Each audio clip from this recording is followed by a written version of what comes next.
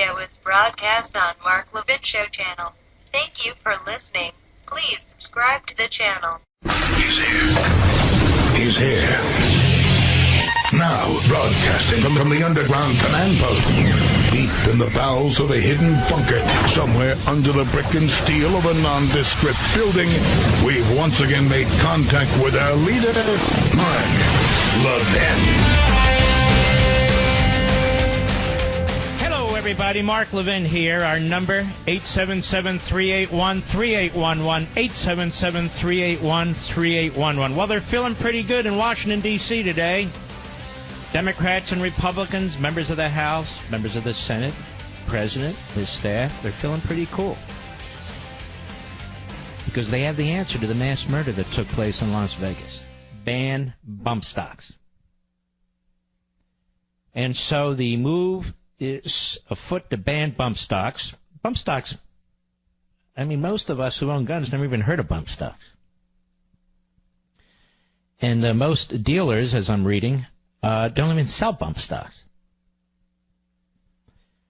So ban bump stocks, and that will prevent mass murders. So they're very excited in Washington, D.C. They have an answer. They have an answer, and they have a bill, and they're going to have a bipartisan event, and they're going to pat themselves on the back. Meanwhile, the left and the Democrats will continue to trash law enforcement with a few more weeks, a few more months pass, and all will be well.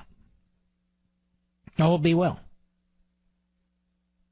But they don't plan to stop here. We know this because Nancy Pelosi spoke at her weekly press conference today in her usual inarticulate way, and here's what she said. Cut 2, go.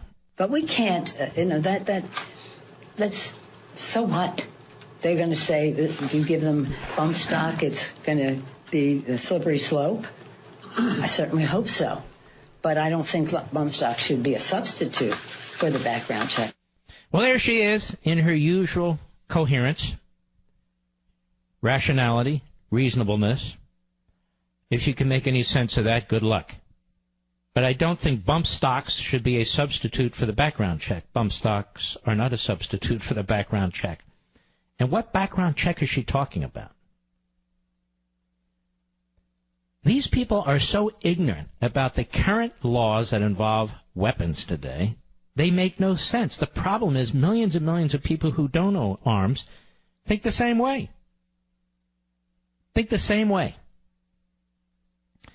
But the good news, again, is that the administration is now very, very excited about having a discussion about gun control.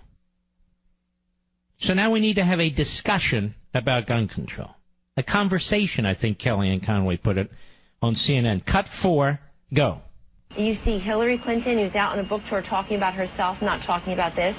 You see her rushing to judgment on Twitter the other day while people are still looking through the rubble, searching through the hospitals for their missing loved ones, trying to... By the way, the parrot in the background, right, that's the dumb Cuomo, Chris Cuomo.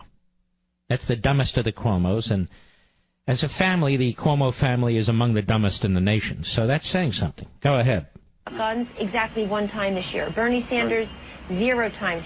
Elizabeth Warren, 0 times. They have tweeted about Russia over 30 times, Sanders and Warren, and it approximates CNN's own coverage.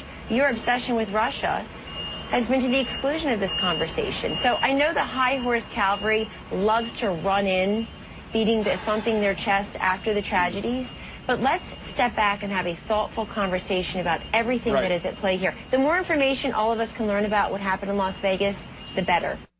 Mm-hmm. Sarah Huckabee Sanders, cut 3, go. Does the president support legislation that would ban or regulate bump stocks? Right now, our focus, as we've said over the last couple of days, has been on healing and uniting the country. The investigation still continues to be in very early stages. We know that both members of both parties and multiple organizations are planning to take a look at bump stocks and related devices. We certainly welcome that, would like to be part of that conversation, and we would like to see a clear understanding of the facts, and we'd like to see input from the victims' families, from law enforcement, from policymakers, and we're expecting hearings and other important fact-finding efforts on that, and we want to be part of that discussion. We're certainly open to that moving forward. Well, there you are. Moving forward, want to have discussions with that, want everyone to be involved. That's fine. We all know where this is going. And we all know it will not stop mass killings. It simply won't stop mass killings. There's more information on this mass murder. USA Today, Las Vegas shooter booked rooms facing Lollapalooza music festival in Chicago in August. Massachusetts Live, Las Vegas shooter Stephen Paddock researched Fenway Park in Boston, investigators say.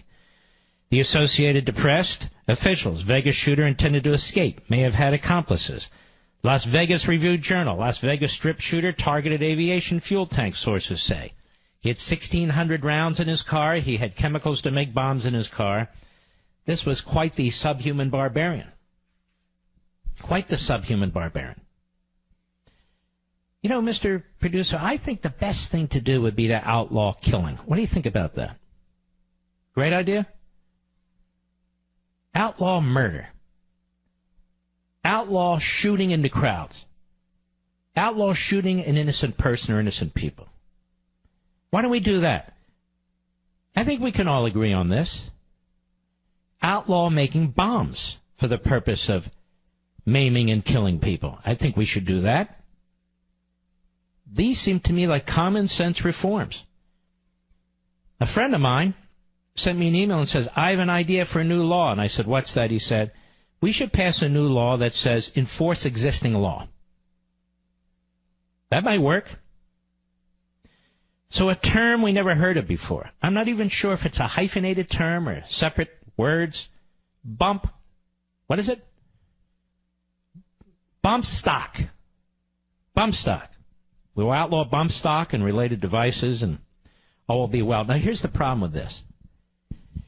Before anybody ever heard of bump stocks and related devices, this same crowd was pushing for eviscerating the Second Amendment before that. In other words, bump stocks are almost beside the point when it comes to the anti-gun, the anti-Second Amendment crowd. And I'm going to prove it to you to some degree. We have an individual by the name of Bret Stephens. Bret Stephens is a nasty, rather stupid guy. He's worked at the Jerusalem Post. He's worked at the Wall Street Journal. He now works at the New York Times, where he's a columnist. So the so-called conservative columnists at the New York Times have to constantly throw bones to the left in order to keep their jobs. They're pseudo-conservatives. They're frauds. Bret Stephens is a well-known pseudo-conservative. Now, I don't know what's been discussed today on the other shows, but you haven't heard this from me, and I want to get into this. Because actually, he's telling you what the left wants to do. And the title of his column is Repeal the Second Amendment. I've never understood the conservative fetish for the Second Amendment. So there's where he starts, the conservative fetish for the Second Amendment. Does he understand the conservative fetish for the Bill of Rights? Does he understand the conservative fetish for the Constitution? Of course not. He's a moron. Does he understand the conservative fetish for the Declaration of Independence? I bet he understands the conservative fetish for freedom of the press.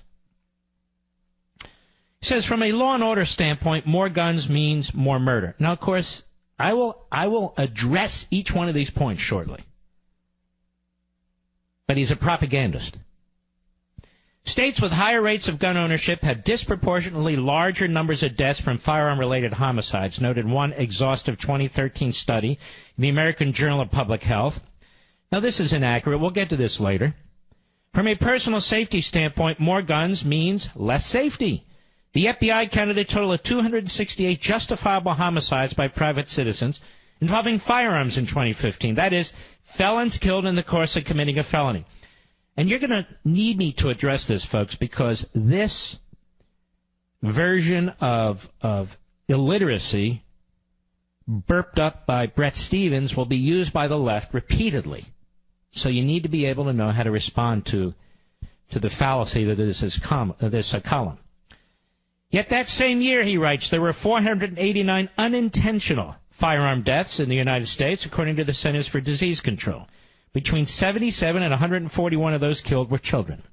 From a national security standpoint, so he goes through every single liberal talking point. The amendment's suggestion that a well-regulated militia is necessary to the security of a free state is quaint.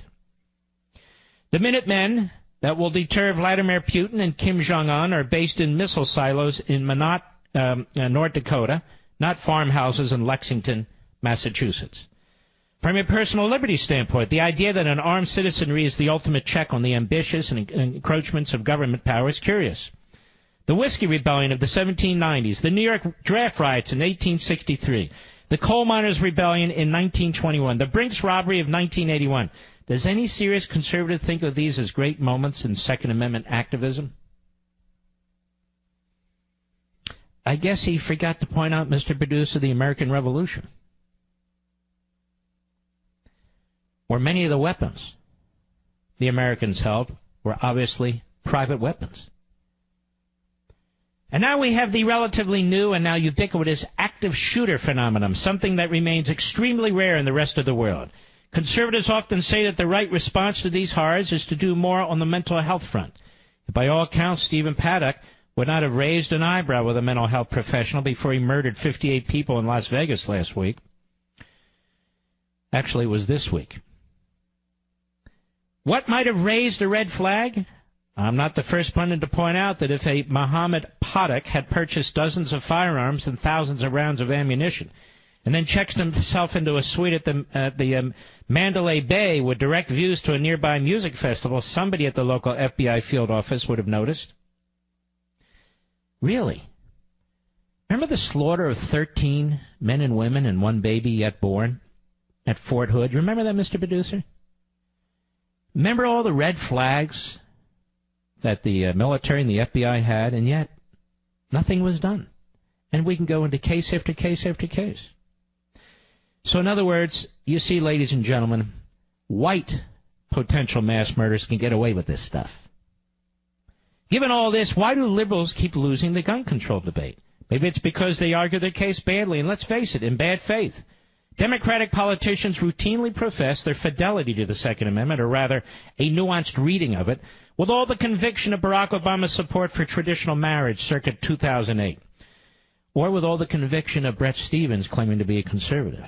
People recognize lip service for what it is. Then there are the endless liberal errors of fact. There is no gun show loophole per se. It's a private sale loophole. In other words, the right to sell your own stuff. The civilian AR-15 is not a true assault rifle, and banning such rifles would have little effect on the overall murder rate, since most homicides are committed with handguns. It's not true that 40% of gun owners buy without background checks. The real number is closer to 1/5. The NRA does not have Republican, quote, balls in a money clip, unquote, as Jimmy Kimmel put it the other night. The NRA has donated a paltry $3,500,000 to all current members of Congress since 1998, according to the Washington Post, equivalent to about 3 months of Kimmel's salary. The NRA doesn't need to buy influence. It's powerful because it's popular.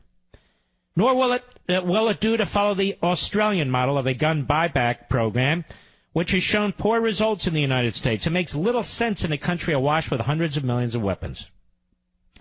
Keeping guns out of the hands of mentally ill people is a sensible goal, but due process is still owed to the potentially insane. Background checks for private gun sales are another fine idea, though its effects on homicides will be negligible. Guns recovered by police are rarely in the hands of their legal owners, a 2016 study found. You know what's interesting about this, folks? For 2 days, we've talked about the fact that there really are no solutions to mass murder. There really are no solutions when an evil person sets out to slaughter a whole lot of people. It's not to say you can't stop some, but the fact of the matter is there is no overall program that can stop them. There just isn't. In fact, he writes, the more closely one looks at what passes for common sense gun laws, the more feckless they appear. Americans who claim to be outraged by gun crime should want to do something more than tinker at the margins of a legal regime that most of the developed world rightly considers nuts. They should want to change it fundamentally and permanently. There's only one way to do this, repeal the Second Amendment. So there you go. And you know what's absolutely insane about what he's writing? If all the other suggested solutions cannot possibly work, why does he think repealing the Second Amendment, which is an impossibility because you're not going to get two-thirds members of both houses. Moreover, you're not going to get three-fourths of the state legislatures to support it. You only need 13 state legislatures to say no. But just think about what he's saying. Repeal the Second Amendment. If you want to kill people, and you want to kill a lot of people, it doesn't matter if there's a Second Amendment or not. The incoherence of Bret Stephens reveals itself again, but I'll be back. Repealing the amendment may seem like political mission impossible today, but in the era of same-sex marriage, it's worth recalling that most great causes begin as improbable ones. Gun ownership should never be outlawed, just as it isn't outlawed in Britain or Australia, but it doesn't need a blanket constitutional protection. And he goes on. I will address him in a moment. We'll be right back. Mark Levin.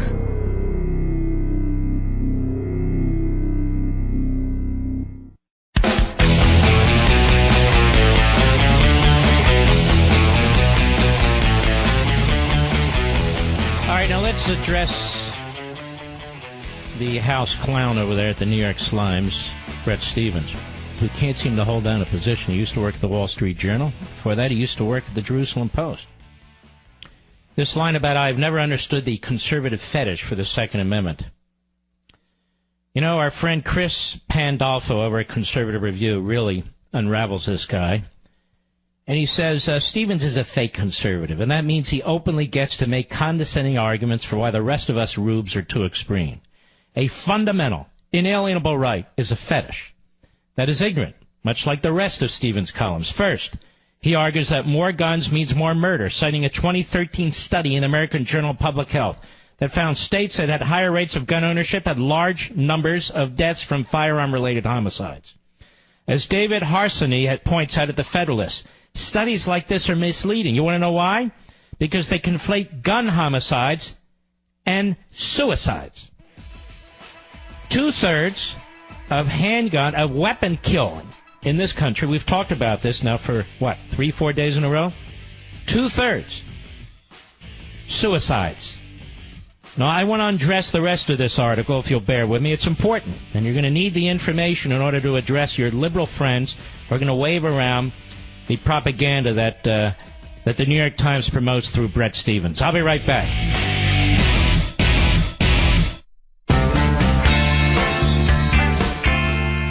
The new American Revolution starts here. The Mark Levin Show. Call in at 877-381-3811. All right, let's take our time and walk through this. So the study cited by Bret Stephens is knowingly defective. It's been known for years by many to be defective. It's a 2013 study in the American Journal of Public Health. And, of course, it's misleading because they conflate gun homicides with suicides. But let's see, over at Conservative Review, they go on, let's see Stephens' study and raise him two more recent studies. One is a 2015 report from the American Enterprise Institute that since 1993, gun violence has been declining, even as gun ownership has increased. The other is a 2017 analysis from John Lott's Crime Prevention Center that found murders in the United States are highly concentrated in urban counties with low gun ownership. In fact, just 2% of U.S. counties had more than half of the murders in the United States. And many rural counties with very high rates of gun ownership had no murders whatsoever. Just so happens that the counties that have zero murders have by far the highest gun ownership rates, Lott told the American Spectator earlier this year. The gun ownership rates in those more rural parts of the country are about 111% higher than the gun ownership rate in the urban areas that have the highest murder rates. It's important to look at the facts, isn't it, folks? Next, Bret Stephens argues more guns means less safety. Using FBI statistics, Stevens notes there were 268 justifiable homicides by private citizens involving firearms in 2015 and 489 unintentional firearm deaths in the same year. So the conclusion he wants you to draw is deaths by gun accidents outweigh lives saved by private ownership of firearms, so guns don't make us safer. It's a very bad argument. First, there's no way to determine how many would-be assailants and murderers are deterred from committing a crime and how many lives are saved by the mere presence of guns. Second, as a matter of public policy, does it make more sense to seize 300 million firearms from the American populace to stop 400 or so yearly gun accidents? Should we then ban and restrict every tool that causes accidental death or injury? I would argue, what about the automobile? According to the CDC in 2015, the leading cause of death by unintentional injury in the United States was poisoning, not firearms. Death by firearm came in behind motor vehicle traffic, falling, suffocating, drowning, and death by fire or burning. More than 33,000 people died by falling, and more than 3,500 died by drowning.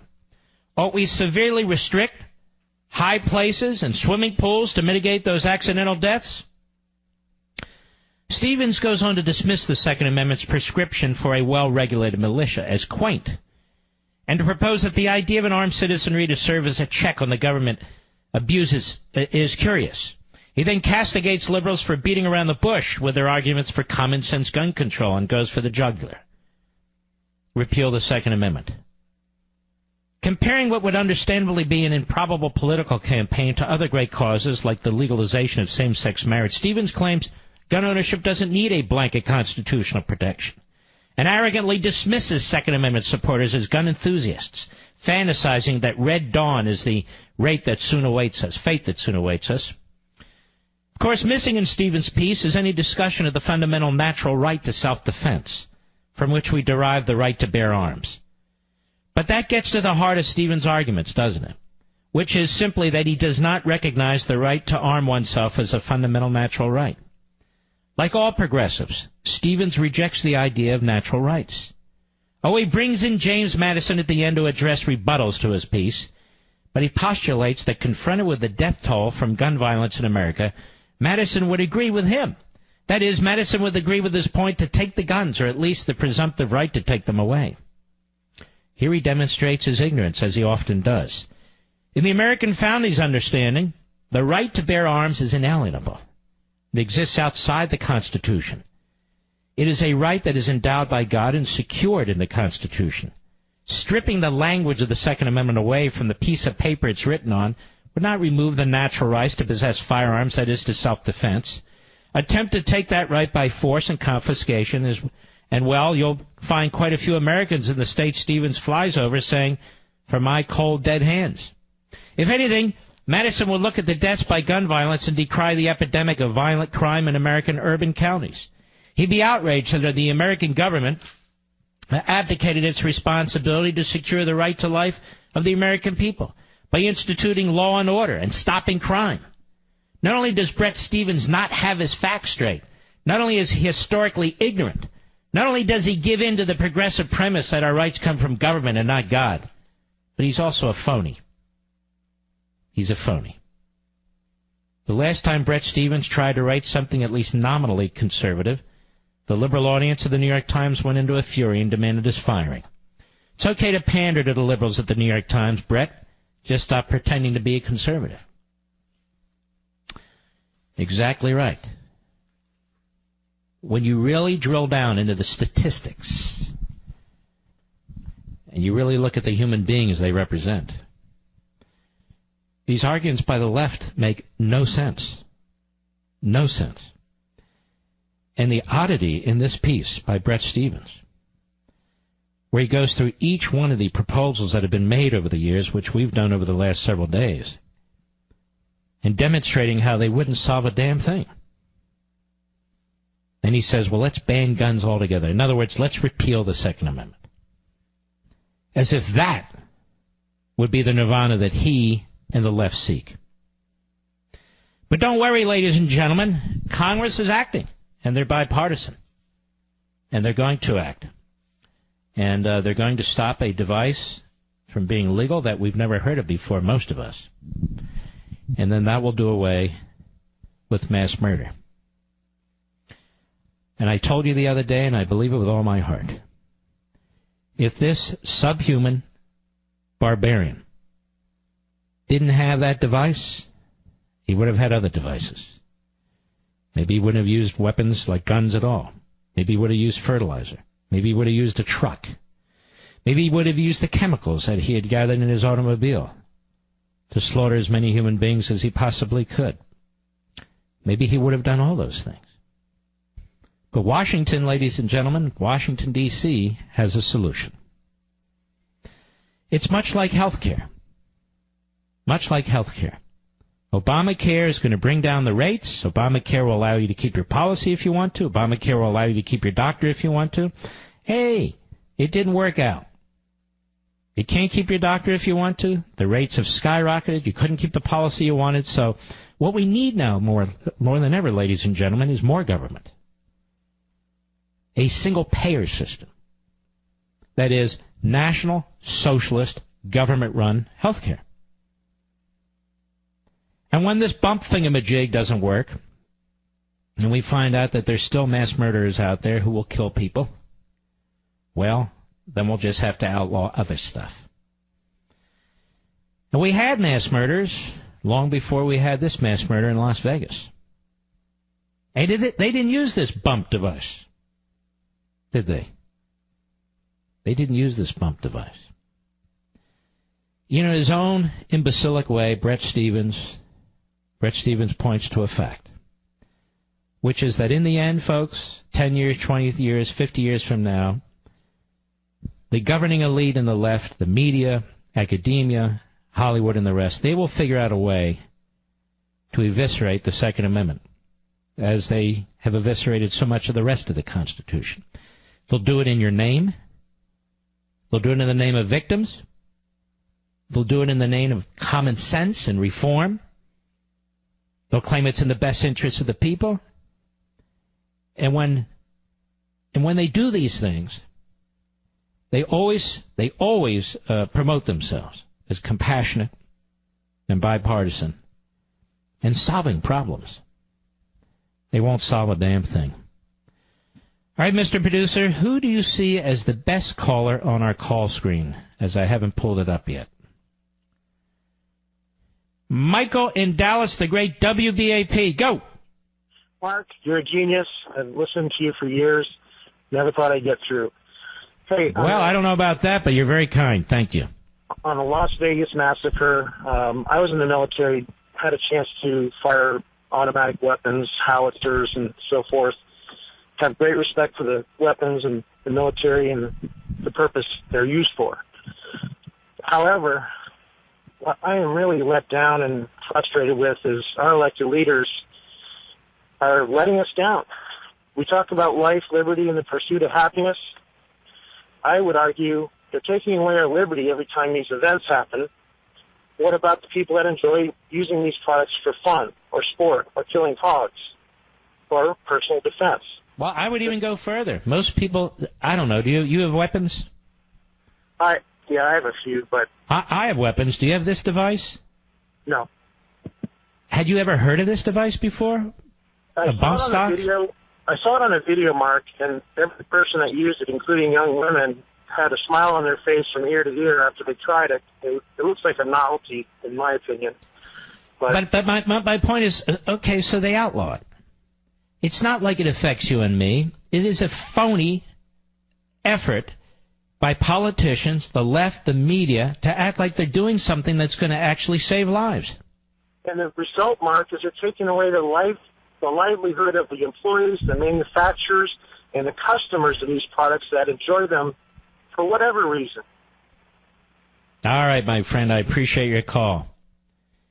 Let's go to Tom, Washington, D.C., the great WMAL. Go.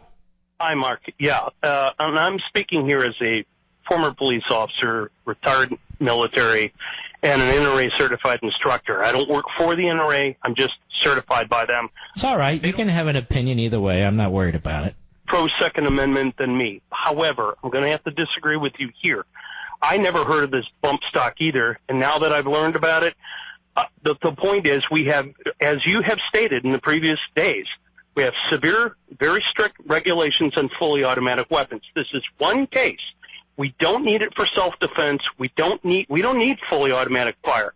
And the regulations of this product skirted barely legal, skirted the law, and it's not that. All right, let's stop. Let me at least let's get our facts straight. It's not barely legal.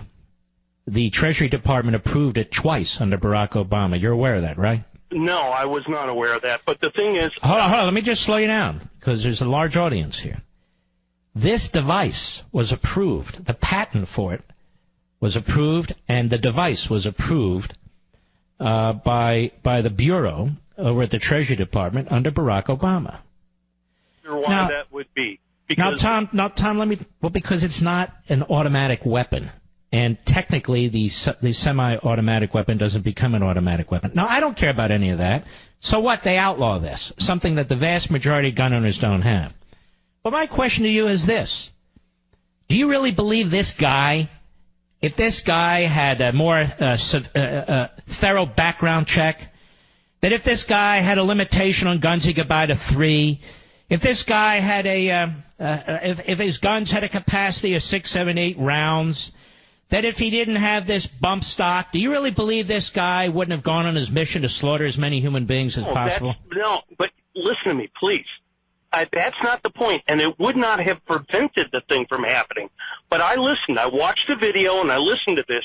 It was imitation. I mean, I don't know what the difference is between a fully automatic weapon and one with Well, you'd stock. have to ask the Obama administration. This thing was blasting away full automatic. We're not going to do away with mass murder, but we could have, by doing away with these, at least in this case, we could mitigate the amount of damage that... I don't agree. There wouldn't have been this case if we had outlawed it. It would be a different case. Oh, well, this is, like I said, this is... The reason, listen, I'm not wedded to this device. I'm not a special pleader for this device. I'm trying to make rational points here, which is this. Politicians write laws. Politicians beat their chests. Politicians seek power. Politicians seek re-election. This is what I'm trying to focus on. Those poor people were slaughtered. And these politicians do what politicians do. They immediately pretend to have a resolution to this problem. And if we only had passed common sense gun control laws, and if we would only ban this bump device that nobody ever really heard of before, these people wouldn't be dead. It is not true. It is not true.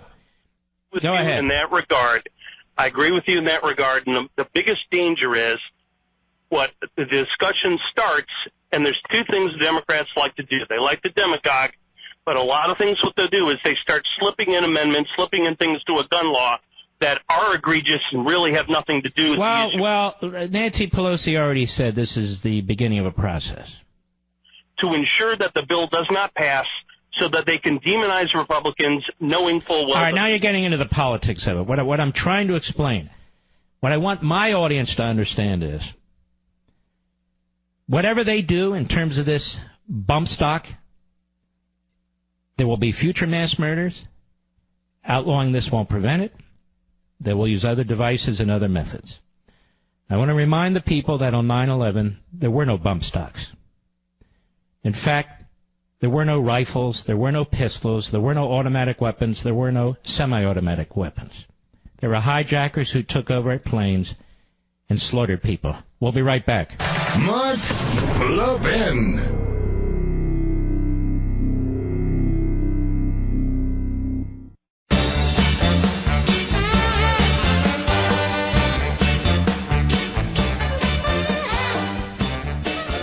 Is there any point in me making rational points, Mr. Producer?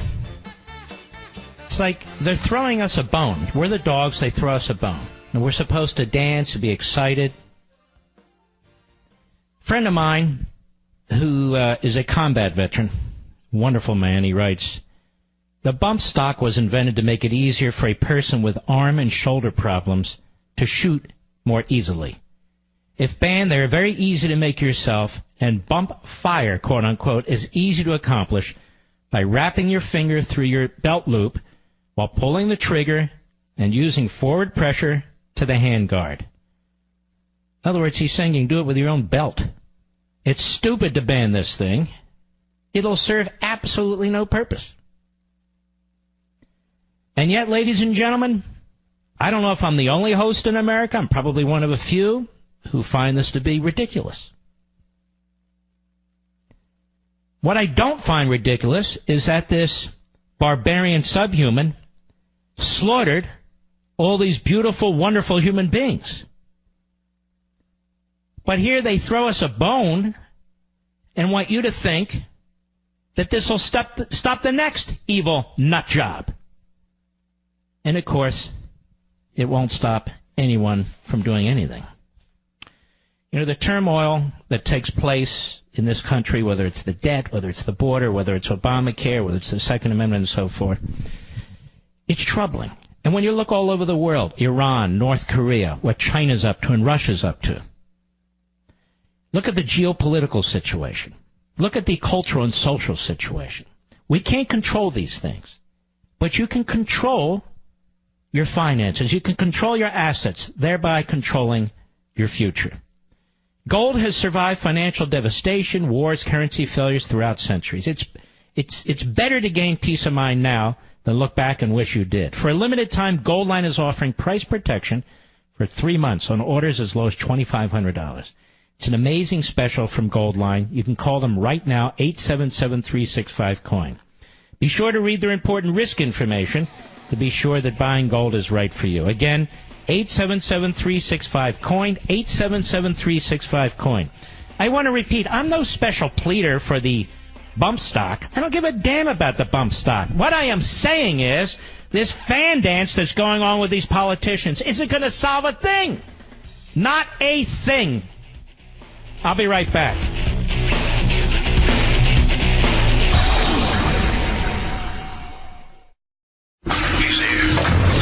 He's here. Now, broadcasting from the underground command post, deep in the bowels of a hidden bunker, somewhere under the brick and steel of a nondescript building, we've once again made contact with our leader, Mark Levin. Hello, everybody. Mark Levin here. Our number, 877-381-3811, 877-381-3811. I'm in the Florida bunker for the program today, where it is pouring, and it's been pouring all day. I want to repeat to you what a friend of mine wrote me, a combat veteran. He said the bump stock was invented to make it easier for a person with arm and shoulder problems to shoot more easily. If it's banned, they are very easy to make yourself, and bump fire, quote unquote, is easy to accomplish by wrapping your finger through your belt loop while pulling the trigger and using forward pressure on the handguard. It's stupid to ban this thing. Well, I would say, my dear friend, the next thing we need to ban, logically, would be belts, don't you think, Mr. Producer? Mark, why are you doing this? Why are you applying logic and reason if we can save one life? Because we're not going to save one life. The same people who want you to believe that this is going to stop mass murder, or it's one step in that direction, are the same people who trash law enforcement every single day, who can save lives, who will save lives. For the most part, it's the same people who have supported the nuclear deal in which the Islamo-Nazi regime in Tehran is perfecting their ICBMs and their nuclear warheads. It's the same people who support an open border which allows people who will do harm, whether it's with a bump stock or some other device.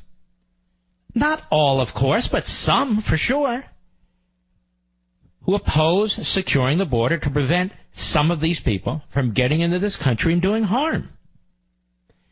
Many of these same people are individuals in this country who support lifetime appointments for left-wing liberal activist judges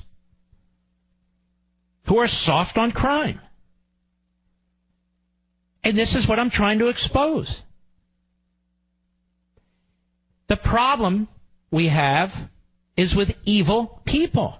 And again, we can't stop all evil people, but we stop evil people from using bump stocks or belts or explosive devices or semi-automatic weapons or knives or whatever they're going to use. We stop evil people from doing that by stopping evil people. And no, we won't be perfect in this regard. In fact, we'll be quite imperfect in this regard.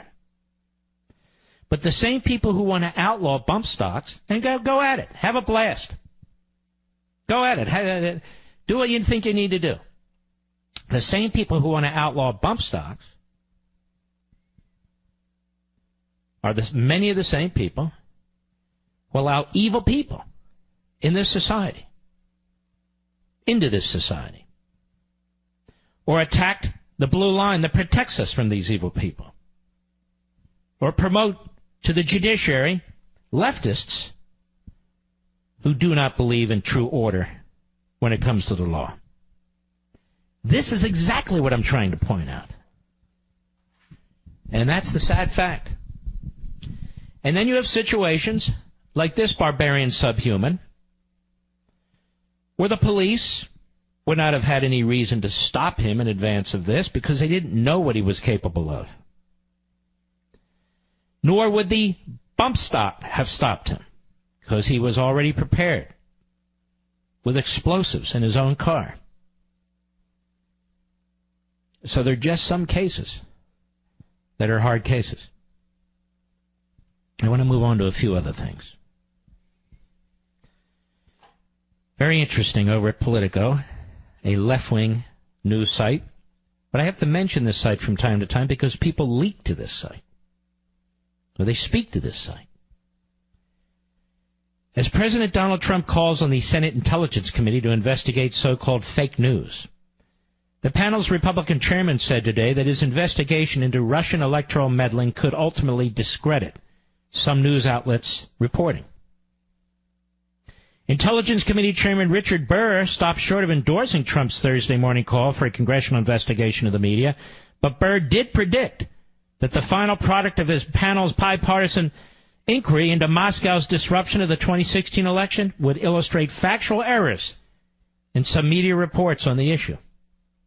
We're not going to investigate news organizations, but we will use the findings of our report to let the American people hold every news organization accountable for what they portrayed as fact, in many cases without sources, at least no sources that would admit to it, Burr told Politico. Now, we know on many occasions CNN, folks, this is me speaking, not Burr, CNN, the Washington Compost, and the New York Slimes have used these unattributed, unaccountable sources. Burr went on, I think when we finish our report, we will find that quite a few news organizations ran stories that were not factual. Isn't that amazing? Some incorrect news stories on the Russian probe, Burr said, have appeared since yesterday's press conference that he and Committee Vice Chairman Senator Mark Warner held to provide an update on the status of their long-running inquiry. Burr and Warner underscored during the Wednesday update that they are still looking into whether Russia colluded with Trump allies or associates to influence the election. The intelligence panel leaders are also made no judgment on the Steele dossier, an unverified series of allegations that Russia had amassed compromising information on the president. This should be very, very interesting, I guess. Even more interesting right now, in just a few days, the President of the United States is going to make a decision. Now, we've talked about this all week, and that is whether they certify or decertify the Iran deal. And the leaks are many that the President will decertify the Iran deal. But you see, folks, it's not enough to decertify the Iran deal. That is, decertify the deal in that the Islamo-Nazi regime in Tehran, and it is a Nazi regime in Tehran, that it is materially breached the deal that they reached with Obama and Kerry and all the other losers. And the fact is, they have. But the reporting that's going on out there, so it's being leaked out of the White House, perhaps out of one of the departments or agencies or more, is that they're going to decertify, but they're not going to can the agreement altogether. They got all kinds of cool ideas on what to do to fix the agreement and to punish Iran. I don't get it. Why would you decertify and say that Iran has materially breached numerous elements of the deal that they cut with Obama, and then say, but we're going to fix it, as if they're going to comply with any of the fixes that you come up with in a deal with Iran? Moreover, I understand that it'll trigger Congress's ability to reinstate very severe sanctions against Iran.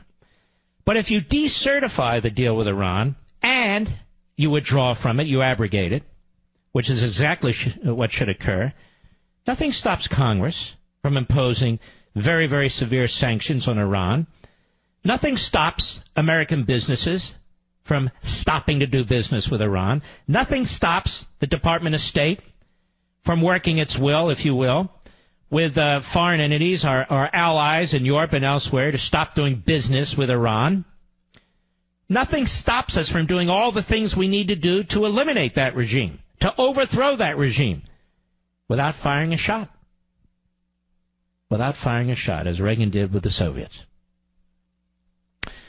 One of the experts in this area is an old buddy of mine, John Bolton. We worked together at the Justice Department many years ago, several decades ago. And he went on to work at the State Department and then eventually to become our ambassador to the United Nations. When he came up for a vote in the United States Senate, the Democrats blocked him. The Democrats stopped him. So while he only served a short period of time as our ambassador to the United Nations, he was a remarkable, a superb ambassador to the United Nations. And he's scheduled to be on this program in a few minutes to help walk us through what it looks like the Trump administration is going to do and what he believes, and I think he's quite right about it, what ought to be done. As has my buddy Andy McCarthy, a former federal prosecutor over at National Review today. He says, Mr. President, decertify the Iran deal and then walk away.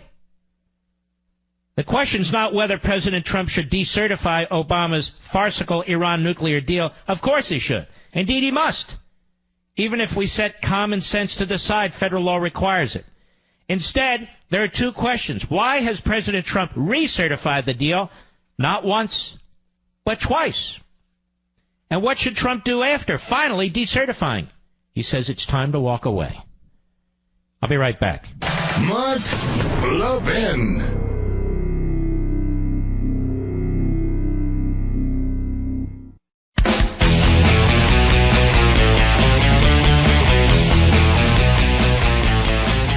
All right, it's a pleasure to have my buddy John Bolton on with us. John, how are you, sir? Glad to be with you, Mark. Always glad to do it. All right.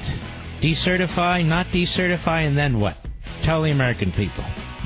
Well, you know, the only in Washington could you get wrapped around an axle like this, where the president's apparently about to conclude that the Iran nuclear deal is not in America's best interest, which is certainly correct.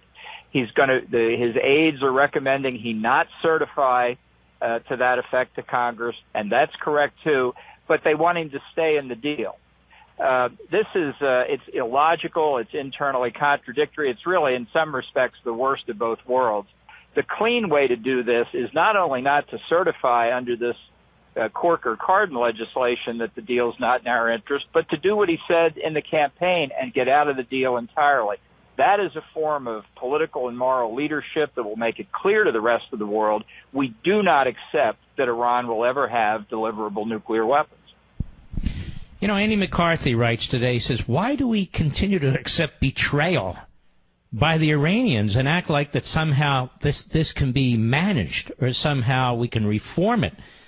And you wrote your brilliant piece, same website, National Review Online, and you pointed out, you said, hey, look, there's a lot of things we can do to punish, in fact, bring down this regime. That doesn't require war. There's a lot of things that we can do, and we would have an enormous ability to do it if we got out of this deal. Right. The idea that somehow staying in the deal kicks the decision over to Congress, I just think is unpresidential.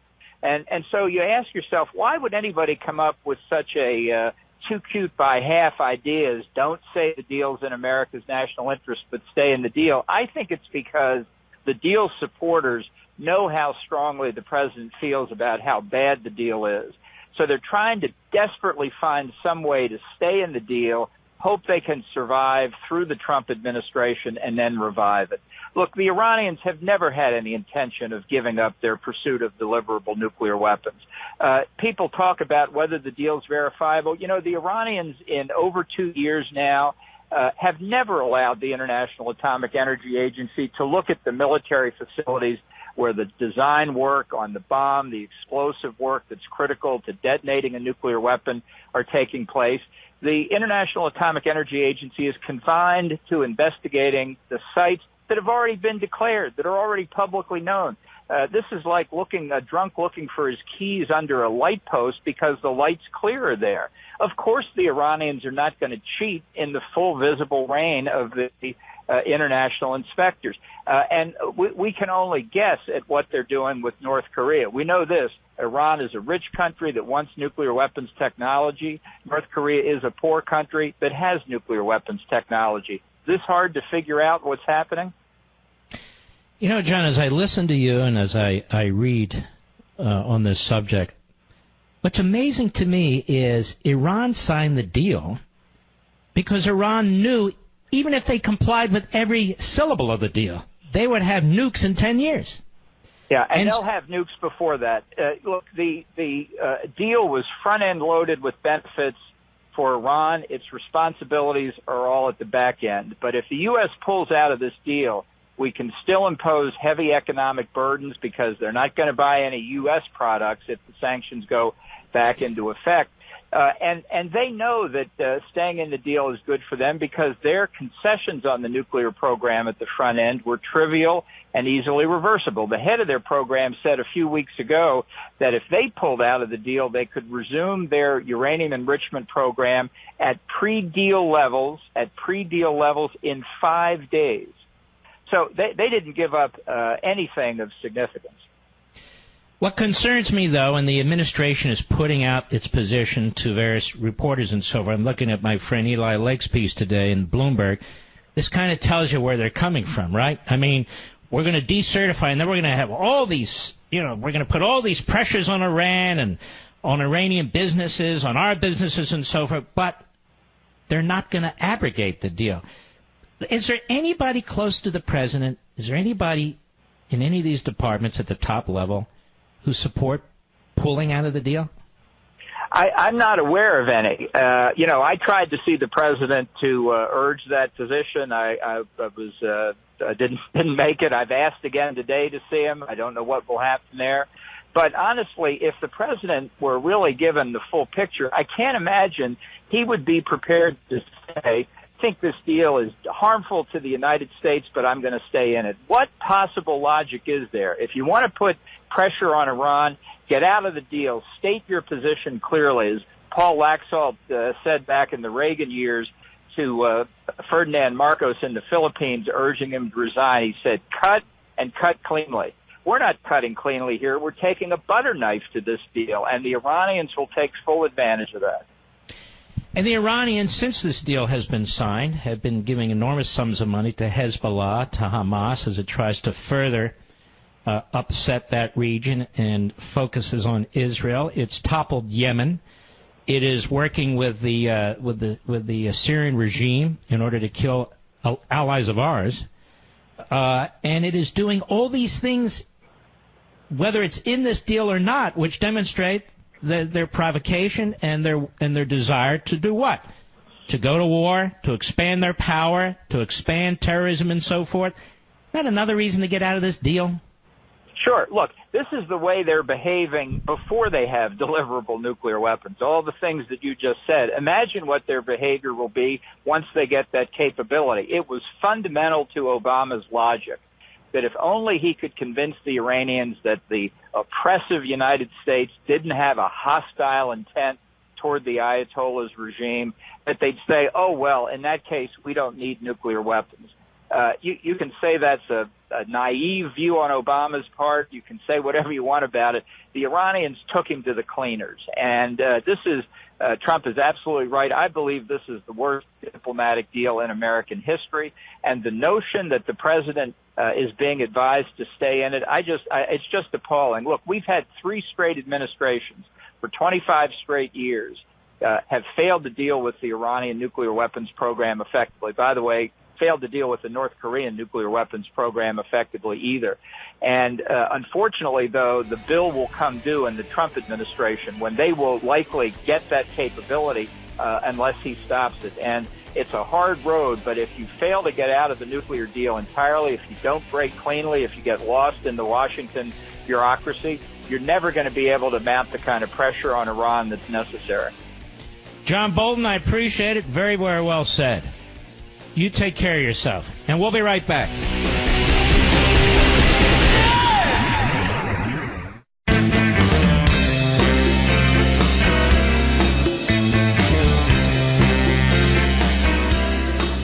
Love him or hate him, or really, really hate him. The Great One is on the air at 877-381-3811. You know, protecting your family is your number one responsibility. Simply Safe Home Security is a great way to do that. Years back, Simply Safe's founder is in grad school at Harvard when his friends start getting robbed in Boston. So they came to him. They said, look, we can't buy a security system. They have to be hardwired. We don't own these homes.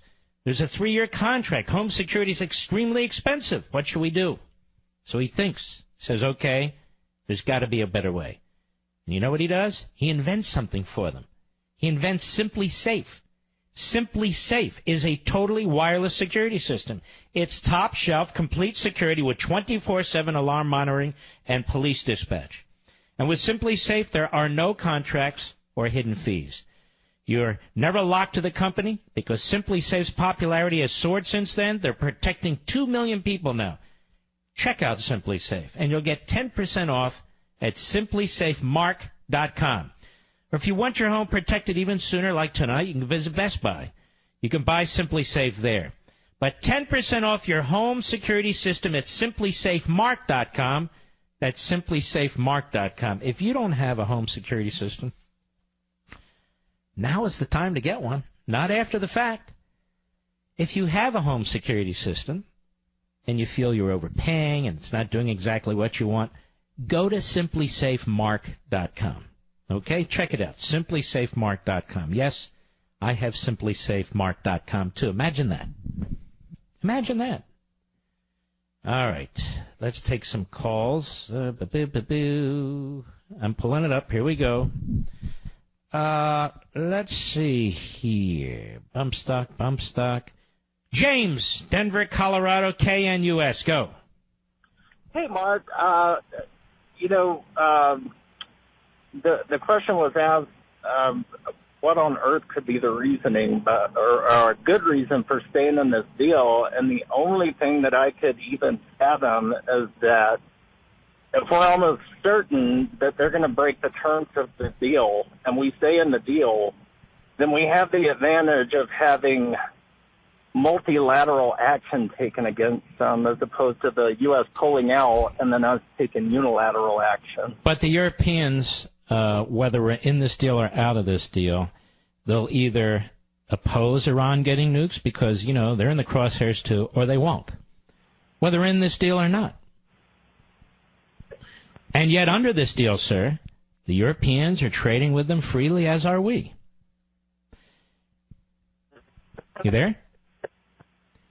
And the irrationality where the president would decertify, claiming that this arrangement is not in our national security interest, and then fail to abrogate it after campaigning from sea to shining sea that it is the dumbest deal in human history and that we need to get out of it, that raises issues too about the integrity of his campaign and about the illogic of what he's being urged to do. Let's make no mistake about this.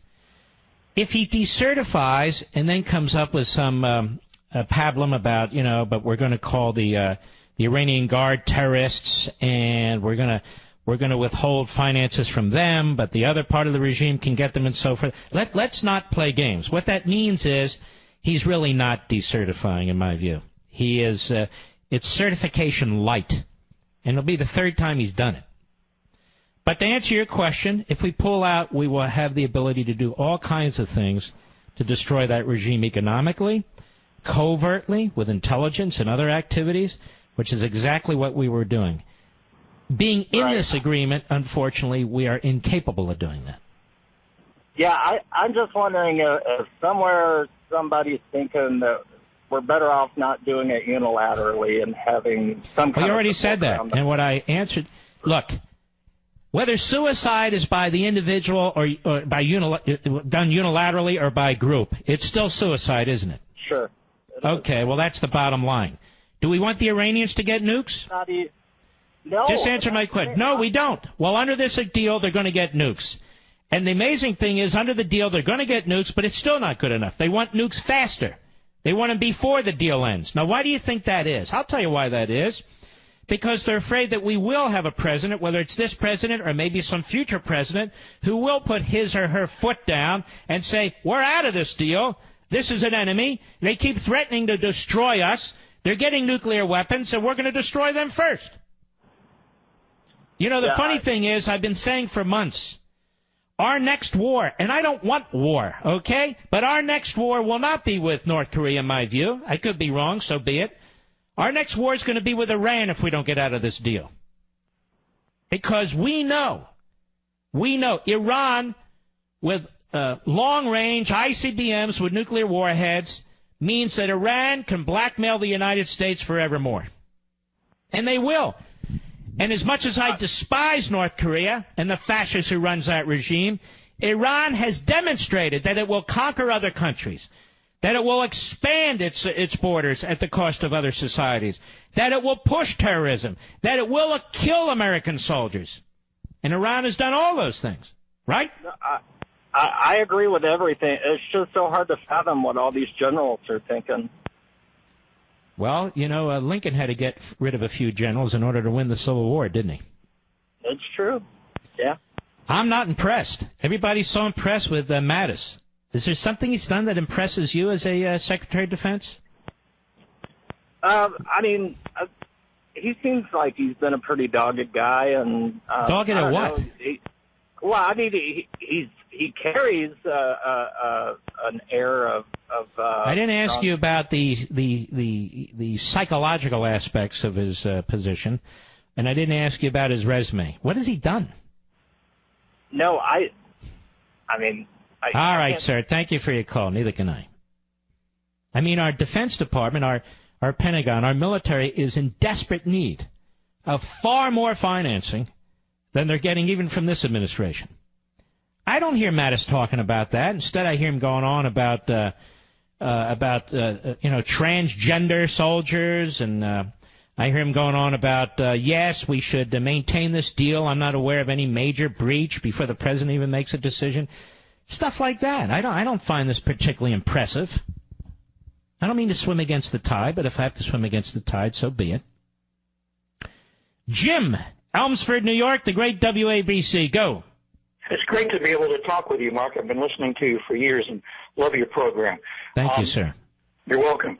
I was reading, I'm glad you talked about that Bret Stephens piece today, because it's funny, in his writing, he shows you the Democratic game plan. I should say. I know. I heard that on Fox earlier today. It's not. He doesn't show me the Democratic game plan. What he shows me, and we already knew they wanted to get rid of the Second Amendment, is that he's ignorant. And he basically says, stop with the little ideas. They're not going to work, which is something everybody knows, and go right for the jugular. So, go ahead. What he says is, I mean, that's the way he phrases the sentence. Repealing the amendment may seem like political mission impossible today, but in the era of same-sex marriage, it's worth recalling most great causes begin as improbable ones. It's a stupid article, because same-sex marriage was not brought about as a result of a constitutional amendment, and it wasn't eliminated as a result of a constitutional amendment. You would actually have to repeal the Second Amendment.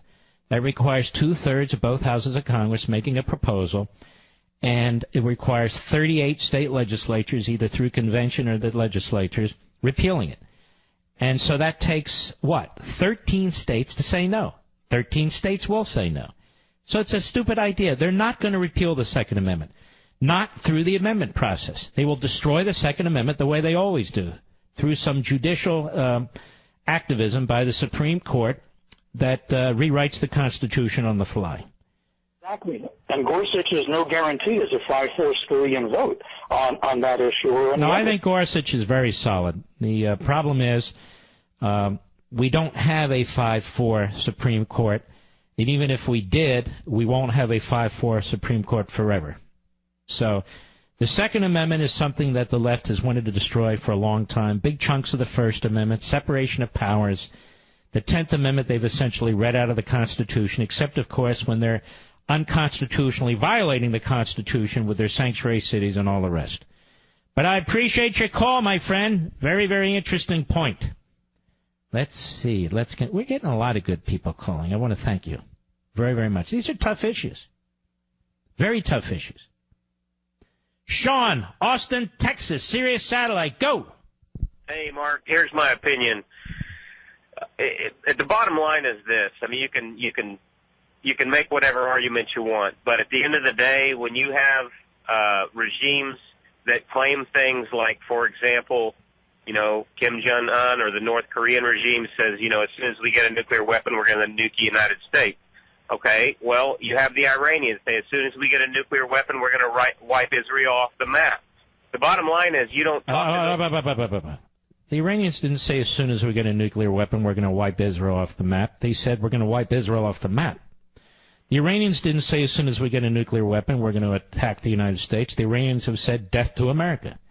So this will be a major part of their military arsenal that they might, in fact, one day use against the United States. You get not just evil people, but you get insane people in positions of power, dictatorships or imams, when you look at Iran and so forth. You look at the history of the world. You look at the Roman Empire. You look at the insane emperors you had in some instances in Rome, or even in Greece for that matter. So that's the problem. Insane nut jobs or ideologically driven nut jobs with weapons that can blow a country off the face of the earth.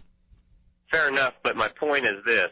You don't deal with those people. You don't give them anything. You do everything you can to destroy them politically and economically until they get to the point where they actually act. And when they act, you wipe them off the map with... No. You don't, okay, thanks for your call. The last point is where you lose me. We're not talking about pea shooters here. We're talking about nuclear missiles. Where they act, and then you wipe them off the face of the earth.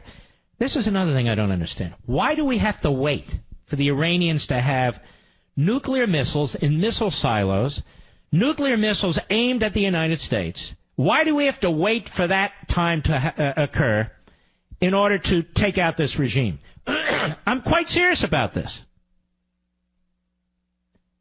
I mean, there used to be a time when a nation threatened us, like North Korea, with nuclear weapons, and they had nuclear weapons. We took it very, very seriously. Mark, we're taking it seriously now. Really? Really? Have we placed the 100 nuclear warheads that were removed from South Korea back into South Korea? Have we encouraged Japan to do the same? Do we have a permanent naval fleet, a carrier fleet? And have we announced it in the South China Sea? Have we taken all the economic steps we can take to crush China? Given that China is behind North Korea, 90% of the trade in China with North Korea is with China. And I can go on and on. No, we haven't. When Reagan was president, he decided he wanted to destroy the Soviet Union. And he destroyed the Soviet Union. Pershing 2 missiles.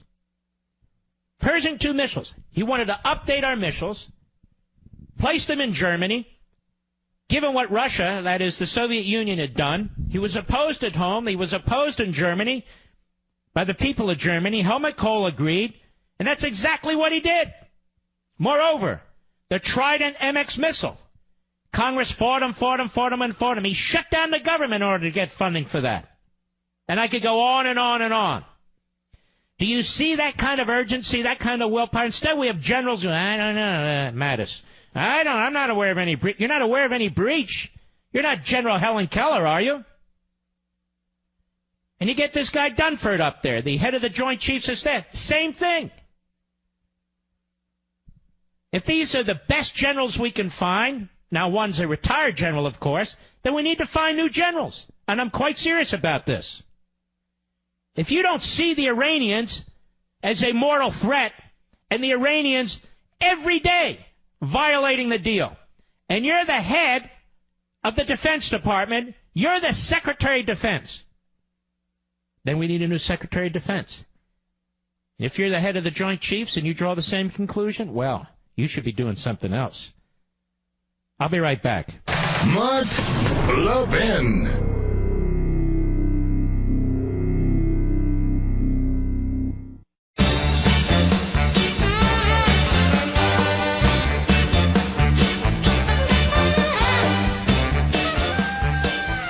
You're not going to get the usual pablum on this show. You're not going to get talk radio by the numbers, paint by the numbers. I think for myself, I've got decades and decades of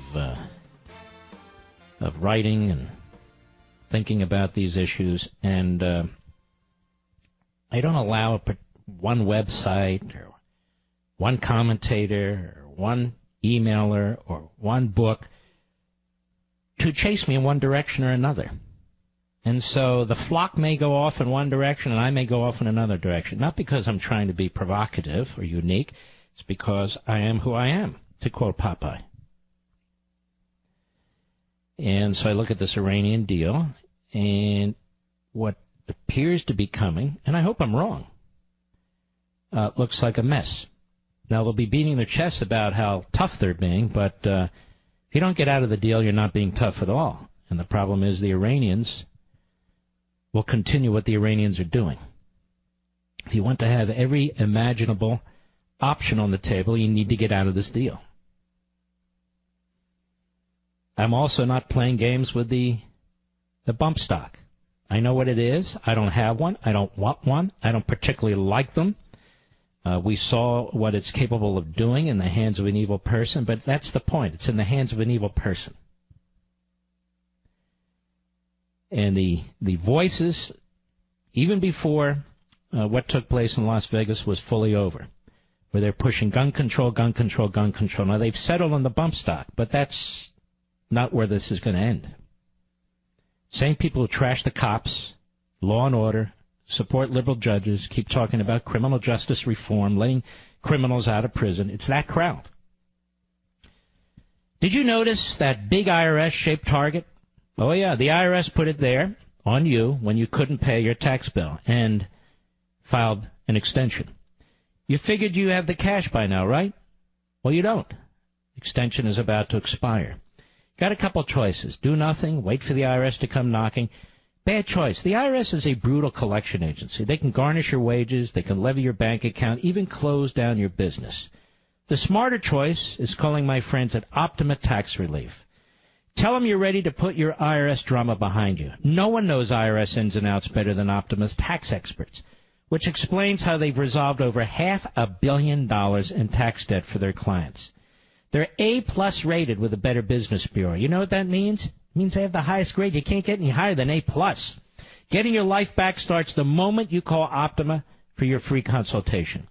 Call 800-499-6300. 800-499-6300. That's 800-499-6300. So I'm for nuclear arms control, ladies and gentlemen. When we do a background check on the Iranian regime and we see a bunch of Hitlerian, Nazi-type, ideologically driven mass murderers and genocidal maniacs, shouldn't we be for nuclear missile control? I'm quite serious about this. Nuclear missile control is a good thing. When it involves Iran, it has nothing to do with the Second Amendment. And our background check tells us these people are quite capable of using these nuclear missiles against the United States and our allies. They have violated this deal that Obama created with them even though at the end of the deal they get nukes. So how do you fix a deal with a regime like that? No. I think Congress should be meeting right now to outlaw nuclear weapons for Iran. What do you say, folks? Join me. I'll be right back.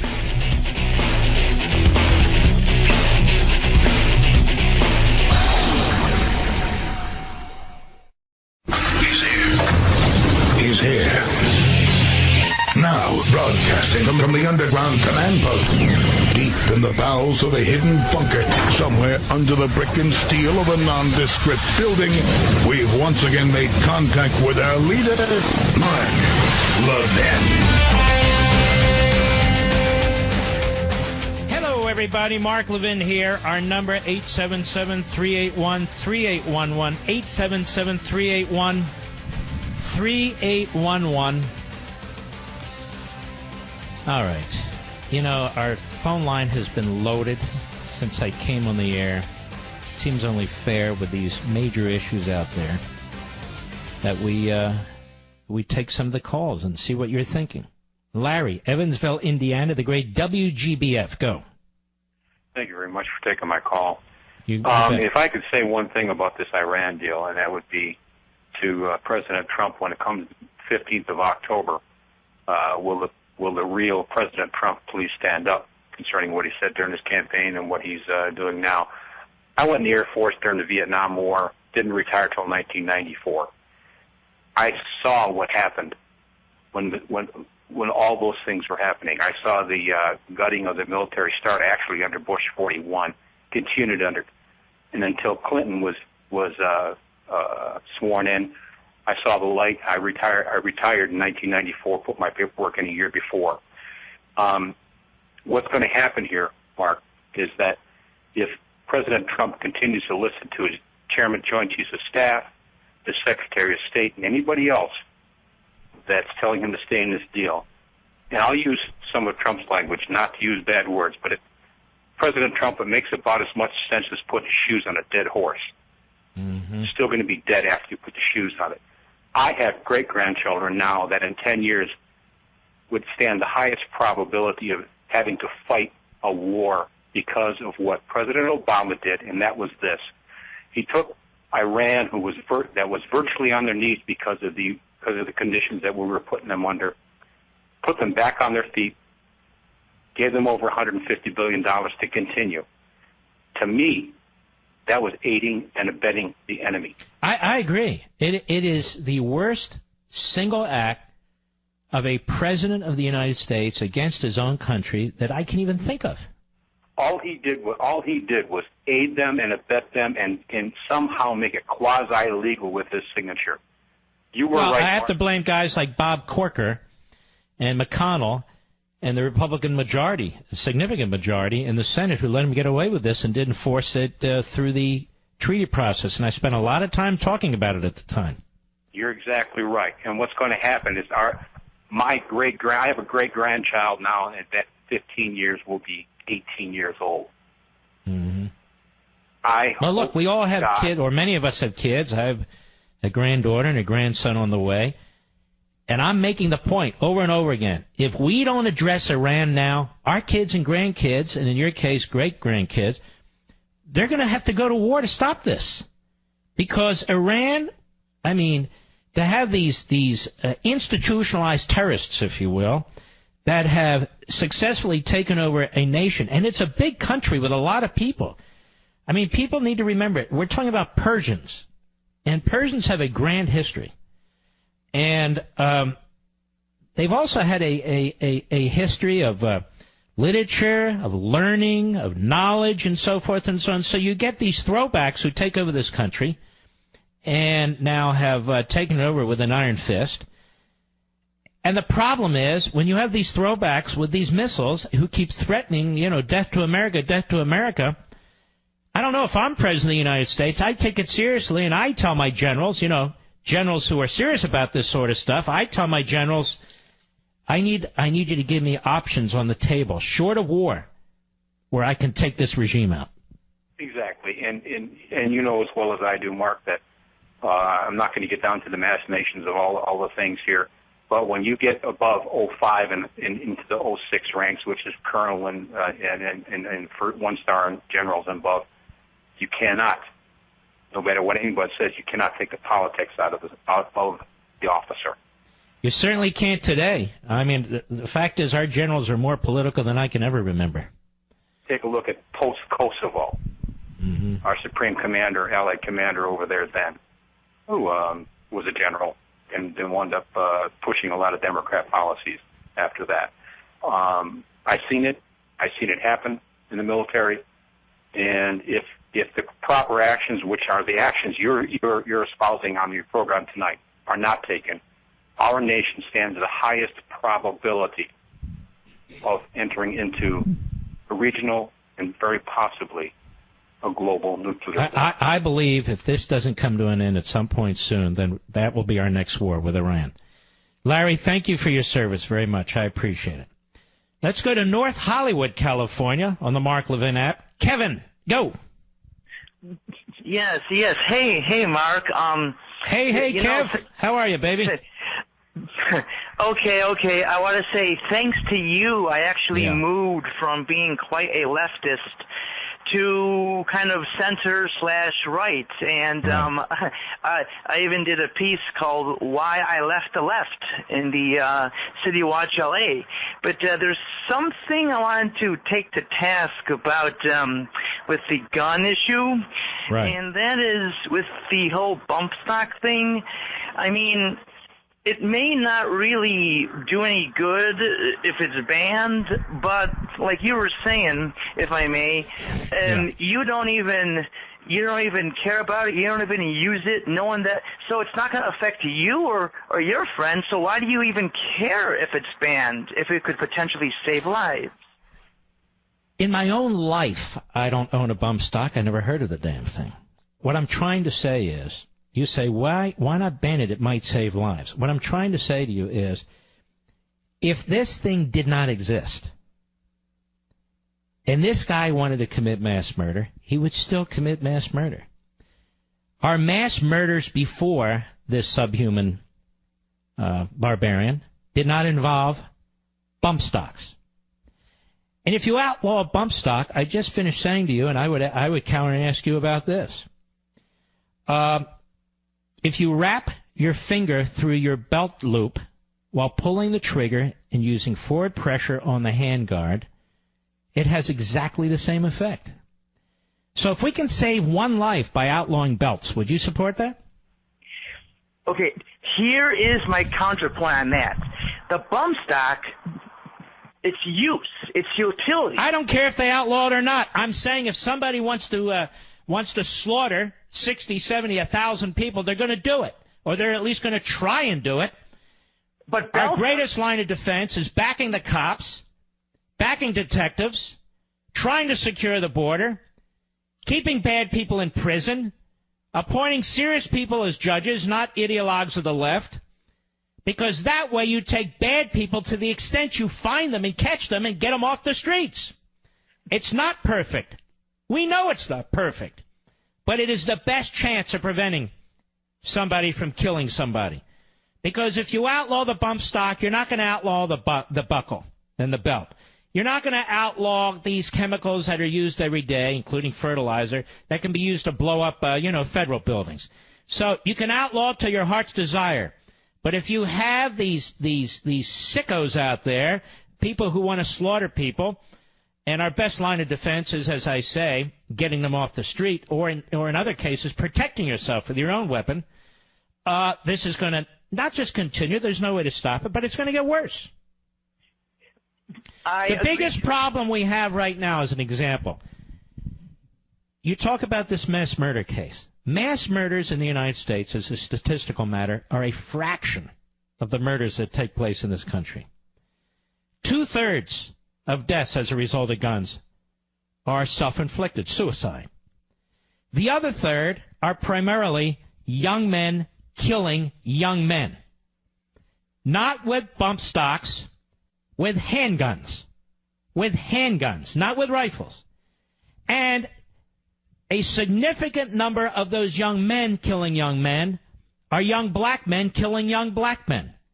So to outlaw the bump stock, you might say that'll save a life. In fact, it has almost no consequence, almost no relation to what's going on in this country. What took place in Las Vegas was horrific. Horrific. And if I felt that outlawing the bump stock would have prevented this guy from murdering all these people, great. But he also had, and what you're not addressing is, material in his car for creating a bomb, a significant bomb. Go ahead, Kevin. Can I say one other thing, Mark? Go right ahead. Okay. With the belt, I would not want to ban belts because belts are for keeping your pants up. But the bump stock, it's but if it can save one person, we should all use suspenders. Well, that's going to push. But with let me tell you this, Kevin.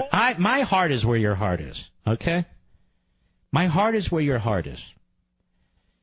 But my mind tells me that this isn't going to do a damn thing.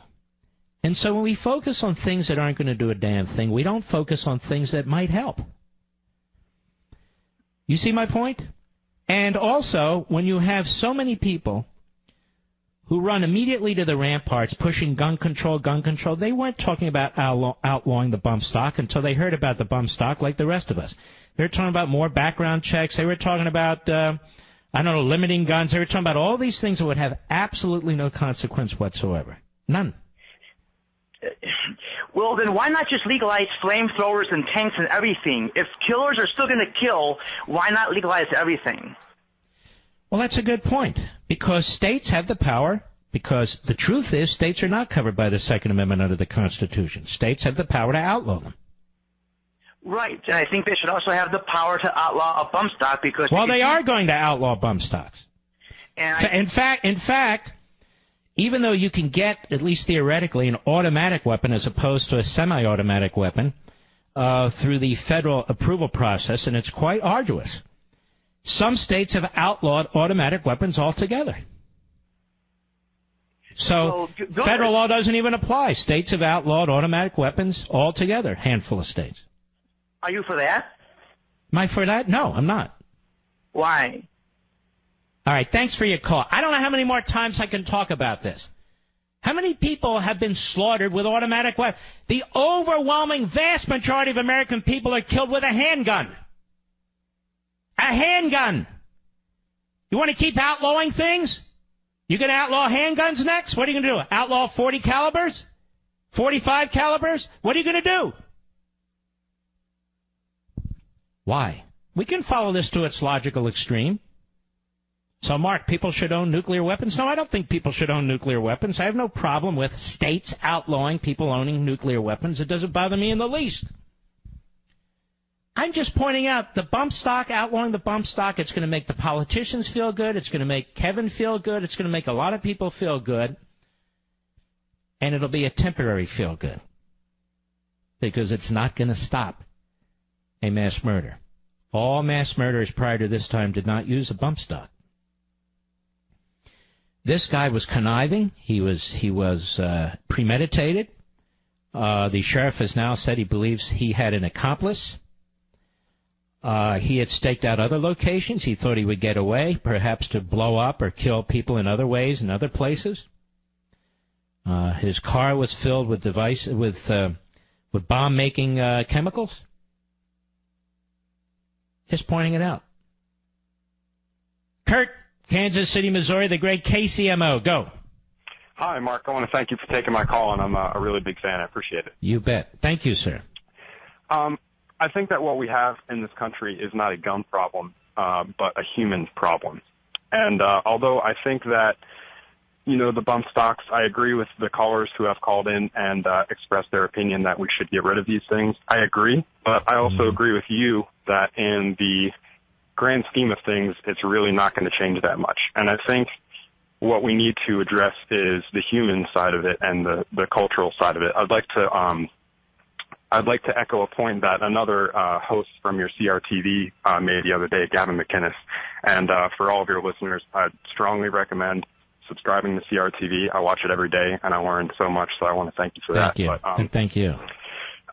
what he said was that we're dealing with an issue of dehumanization, which means that it's become so easy, and through social media, through mass media, through political division and balkanization, to just assign an insult or a name to somebody that you don't agree with. We've gotten to a point where we're not really talking to each other anymore, and we're just immediately attacking people. And everything I see on Facebook every day when I'm talking to liberals, a lot of times, it becomes so personal so quick. And I think that we've gotten to a point where it's so easy to dehumanize people that you disagree with, that when you get radical people who want to kill a lot of people, it's become easier for them to not see these people as human beings. And, granted, we don't know the politics. But I have to tell you, this has been going on since mankind was mankind. Look at the Third Reich. And I think Look at the Third Reich. The same issue. I think that's the same issue, and I think that the reason that the Third Reich got broad public support. Look how Iran talks about the Jews in Israel. Yeah. I mean, I think this has been going on forever, quite frankly. But the thing is, though, Mark, this is America. We shouldn't have to worry about those things happening in America. No, but I'm talking about human nature. But you brought up human nature, right? Right. Well, human nature doesn't change because of borders. That's true, but I would like to think and through. Are you a Christian? I'm not, actually. I'm a conservative, but I'm not a Christian. Okay, I'm a Jew. I'm not a Christian. You believe in original sin? I believe in natural law, and I believe. Okay. I believe that everybody has a right to life. I believe that killing people for sport is evil, obviously. Well, that's a good answer. I believe in natural law too. And without delving any further, because I'm being told I got to get out. Excellent call, Kurt. I appreciate it. We'll be right back. Mark Levin.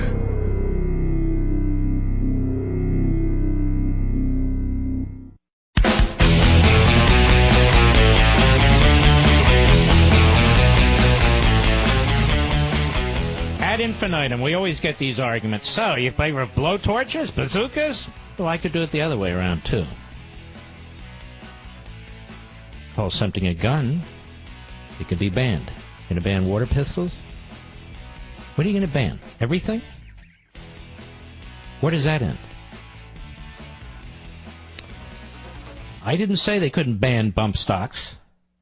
I didn't say they shouldn't ban bump stocks. I said it'll make no difference going forward. None whatsoever. None. Meanwhile, many of the people who were immediately pushing for some kind of ban, some kind of gun control, they didn't focus on bump stocks until 24, 48 hours ago. So they first heard of them, like the rest of us, or at least most of us. They were flailing around pushing all kinds of gun control things. Even the fool Joe Scarborough, the morning schmo, he was going on and on. Military-style weapons should be banned. So if you have a weapon, that's a typical weapon, but it's a military-style weapon. That is, it looks like a military weapon. That should be banned. That's the problem. These people flail around. Their solutions aren't solutions at all.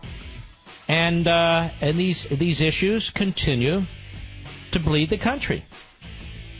And many of them will be the first to trash the cops, assume they're guilty until proven innocent. But, maybe there's other amendments we can dispose of too, right? We'll have to ask Brett Stevens what else we should repeal. I'll be right back.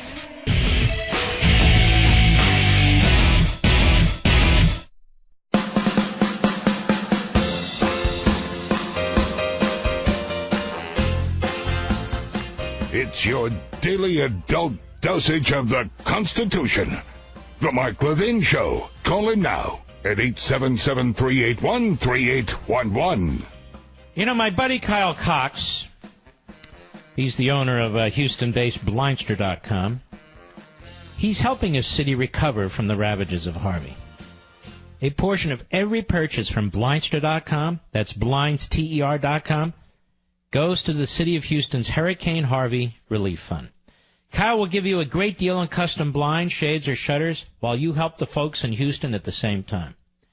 Blindster.com showed me how easy it is to measure and install my own blinds, and they can show you too. Kyle started the entire online window treatment industry. You'll always get Kyle's personal fit-or-free guarantee. And if for any reason your blinds don't fit, even if you messed up, Blindster will make the new sizes needed for free. You only pay for shipping. Now get this. Kyle gives my listeners, you, a whopping 40% off your entire order. You can use a tape measure or turn a screwdriver. Well, you can install custom-made window treatments, too.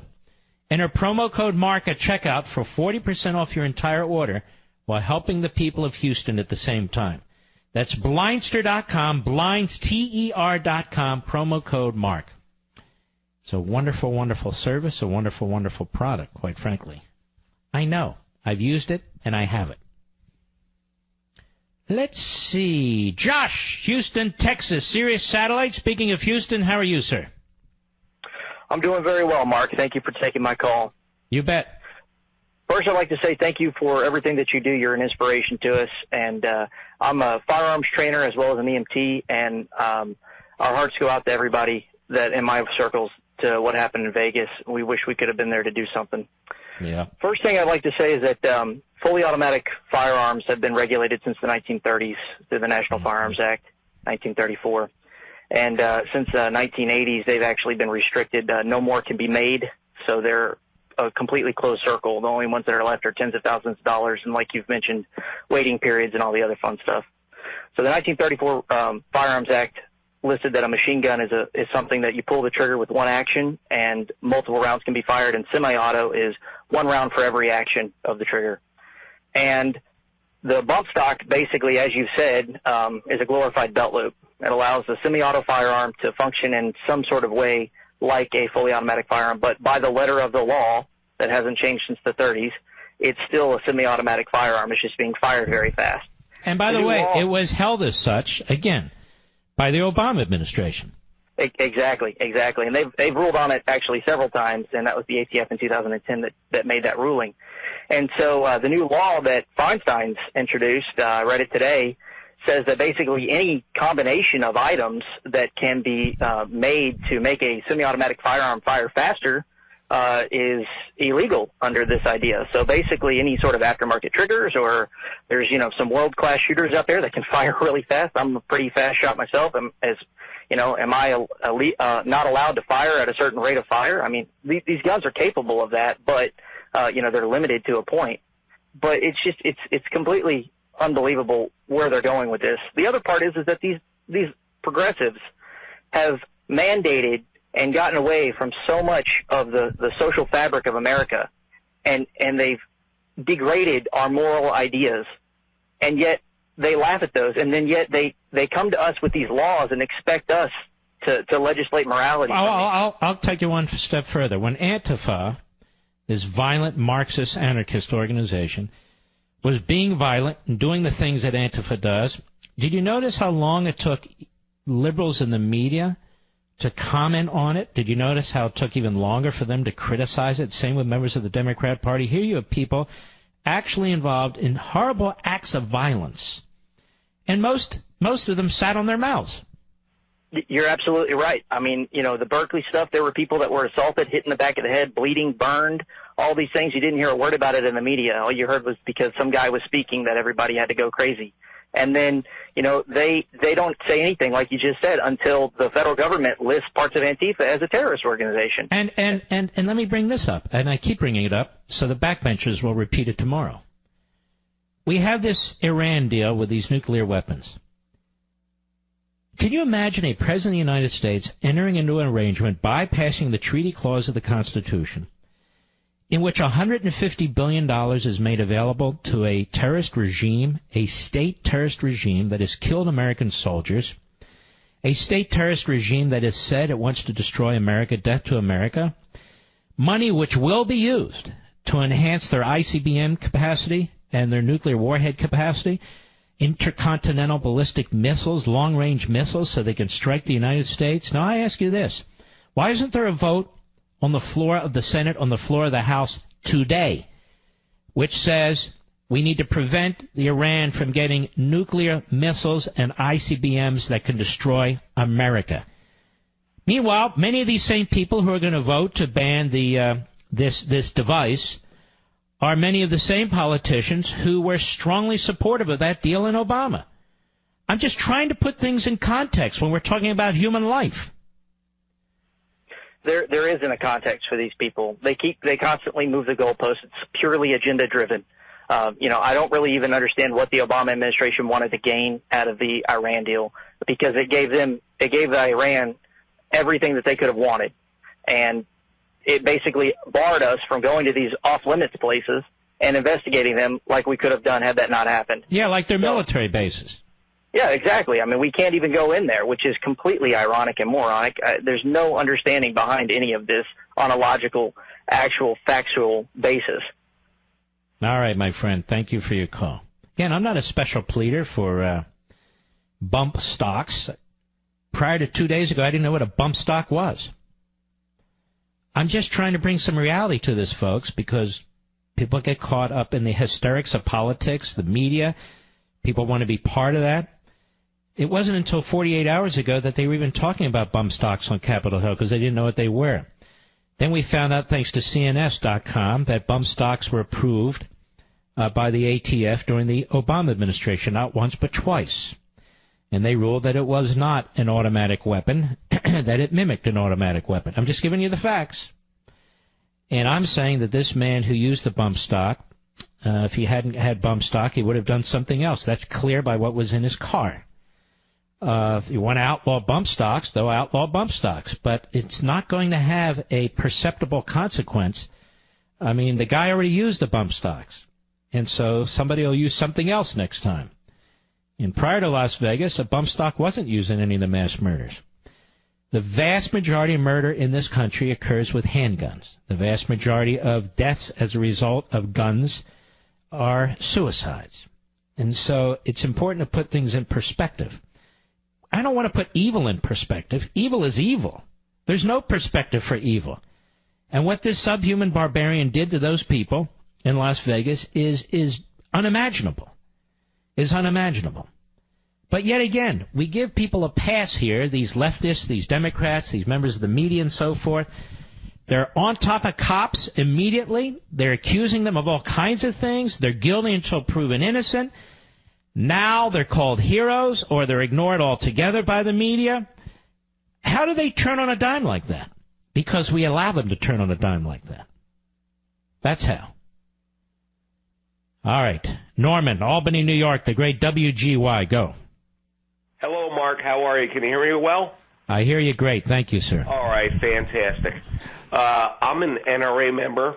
I've been a hunter, a target shooter, pretty much in the shooting sports my entire life. And as you explained earlier, you aren't familiar with the bump stocks. Neither was I. I'm not a semi-automatic weapon kind of guy. Look, okay. I'm not an aficionado. I have my weapons. I know how my weapons work. I'm not looking to improve them. I just like having my weapons. Anyway, go ahead. Exactly like I do. You know, if I want a bird hunt, I can bring a shotgun. If I want a deer hunt, I can bring a shotgun or a rifle. Excuse me. But the one problem I have, okay, a lot of people have been bringing up banning these. And I'm not quite familiar with them, but over the news over the past couple of days, I've figured out what they're capable of doing. And you put anything in the hands of a psycho, and they're going to do it. If guns were never overall invented, or gunpowder, they would have done it with something else. When you have somebody that's mental like this, okay. But the biggest problem I have. Being an NRA member and everything else, go ahead, ban them. But the only thing that scares the hell out of me, excuse my language, is it's going to give the Dems, it's going to allow them to put their foot through the door to get other stuff started. And I think there's a lot of callers out there, and there's a lot of people shaking their heads, yes. And that's a huge problem I have right now, Mark. Well, there's some truth to what you say, because remember, as I keep pointing out, prior to a couple of days ago, they weren't talking about bump stocks because we never heard of them, right? Right. And we weren't familiar with them, and we weren't aware that this barbarian subhuman is what I keep calling him. I know his name and I don't want to use his name, had used them. So the bottom line is what? The bottom line is they were out there proposing gun control measures, taking them right off the shelf that they had proposed before that had absolutely nothing to do with what took place in Las Vegas. And this is why we circle back to the moronic, repeatedly moronic Brett Stevens. He's saying, look, just ban the Second Amendment. Repeal it. This is where they're going. But they're not going to repeal it through the constitutional process because they don't have the votes. They don't have the support of the American people to do that. 2/3 of both houses and then 3/4 of the states. And so they're going to do it. They're going to do it judicially. I'm convinced of this. I'm convinced of it. If you actually have a moment, appeal out to I'm sure they're quite elderly by this time. Okay, the Jews who lived in Germany. Do what now? The Jews who lived in Germany under the reign of Hitler, and he disarmed everyone and then turned around and slaughtered. Well, we've talked about it on this show. I mean, think about the Warsaw Ghetto. Most of the weapons the Jews had there were handmade, or they were relative few number of pistols and so forth. They were up against tanks and that sort of thing. I mean, there's a lot of reasons why the Second Amendment is there. So it's an important amendment. You know, people don't talk at least openly like this and repeatedly like this about curtailing free speech. Even though the same liberal Democrats want to do that, they certainly never talk about curtailing freedom of the press. And freedom of the press, which the press uses to advance its agenda and the agenda of the left. If you even call the press fake news, which Trump does, you remember there was a period of time where the media were saying that's dangerous, what he's doing to the press, this war on the press, and on and on. And they were just words, right? They were just words. But the media went nuts because the media was being attacked through free speech, claiming that they had a First Amendment right, freedom of the press, that was being attacked by the President of the United States. All right, my friend, I appreciate your call. And the true sad reality, folks, is this. Today is Thursday. The slaughter took place, 3.5, 4 days ago. And we continue to discuss bump stocks. We continue to discuss gun control. We continue to discuss politics. Because, again, this is where the left has driven us. This is where the left has driven us. So fast they have moved us away from all those wonderful heroes, those American citizens who were so courageous during that horrific slaughter. So fast they've moved us away from talking about the police officers, who they despise. They despise the police, let's be blunt, as they nationalize police departments. It's interesting, we haven't had any stories by the media about race and the cops, because they'll only use race and the cops if they can create racial divisions. But what about race and the cops in Las Vegas? The cops of all races, helping people of all races. Maybe they'll do a story on that. Don't hold your breath. I'll be right back. Mark Levin.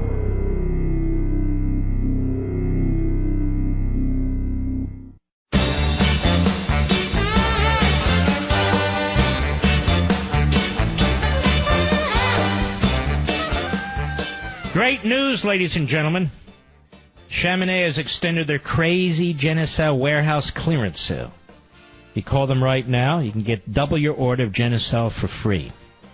Genucel is a natural plant stem cell treatment with advanced peptides for the pesky bags and puffiness under the eyes. And with Genucel's immediate effects, you'll see amazing results in about 12 hours. If you call right now, double your order of Genucel for free. I have family and friends who use Genucel, and they love it, especially my buddy Teddy. The guy's a heart surgeon, and his face is as smooth as a baby's bottom. At least that's what he tells me anyway. Let's see. So, keep this in mind. Genucel is backed by the best customer service in the business and an ironclad 60-day, 100% money-back guarantee.